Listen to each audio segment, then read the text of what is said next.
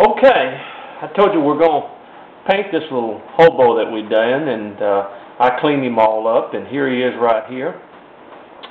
And so we're gonna start the painting process of him. And the first thing I'm gonna do is I'm gonna use a black for the shoes right here. I've got my water right here that we as normal we dip it into, and use a little just to kind of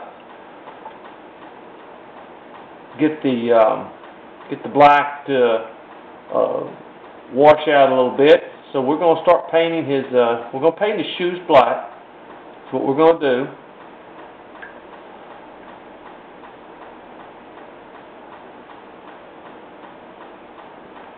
There we go.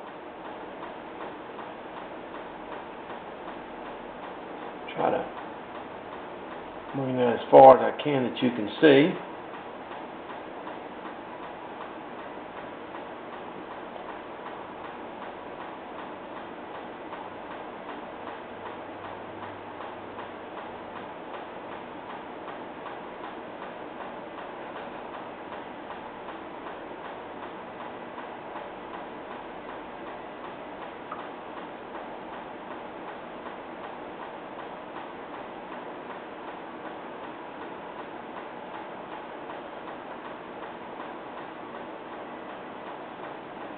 Now the painting process is pretty much the same, just like we do the other ones. In other words, we use the water to thin out the colors, especially with black. You never want to put black on without thinning it down just a little bit, because it's what we call it's a strong color, the domineering color, and so you always want to use a little.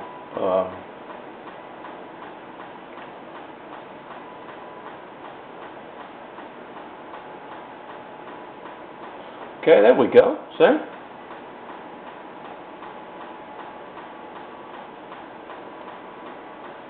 It's got it in there.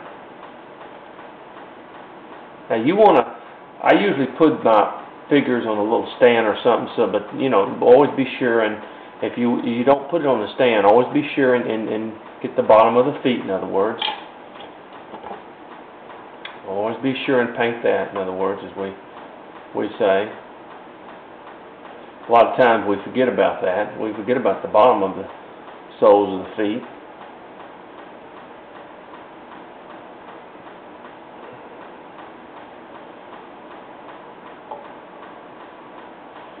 Okay, so we got the shoes painted now. Now, all right. Now I'm going to paint. Whoop, that little.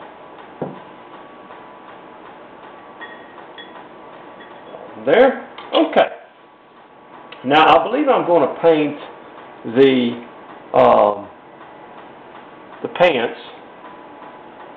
I'm going to paint them a burnt umber, which I have right here, because he's going to be a hobo, remember, so he's going to be kind of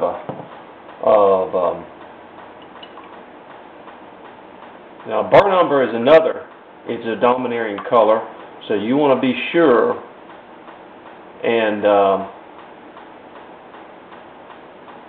wet it, thin it out. In other words, a lot of your browns, heavy browns, things like that. In other words, but burnt umber is a domineering color, so you want to be sure and thin it out before you use it, just like black or anything like that. In other words.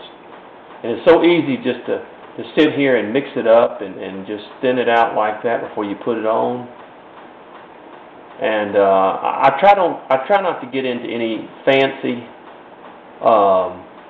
right now, any fancy painting, just so that you can sort of learn it, and time too. Painting does take a long time. It takes a while to get it done. I mean, you can do some fancy stuff Like, remember, I did the pants with the black and then the white stripes down the sides of them and stuff to make them look like they were old-timey. You can do things like that, but we're not going to do that right now. There you go. Use a little burnt umber to do the pants right there. Now, we're going to, of course, the vest is going to be a different color than the actual shirt itself. So, I think what I'm going to do for the vest is I'm going to use this is called a Raw Sierra, is what it's called, for the vest itself.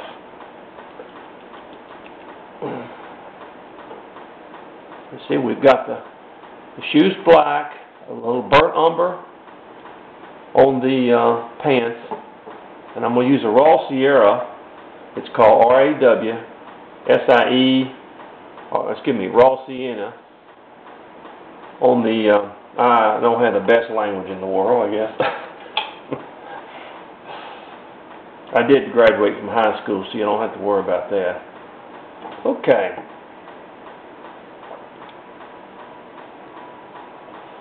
Okay, we're going to sort of mix that in. It's sort of a nice little color that we use right here.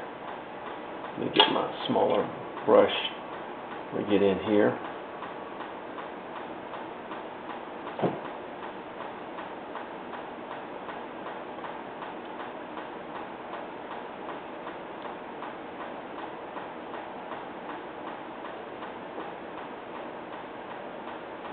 Just take your time whenever you paint. Don't get overly excited or anything like that.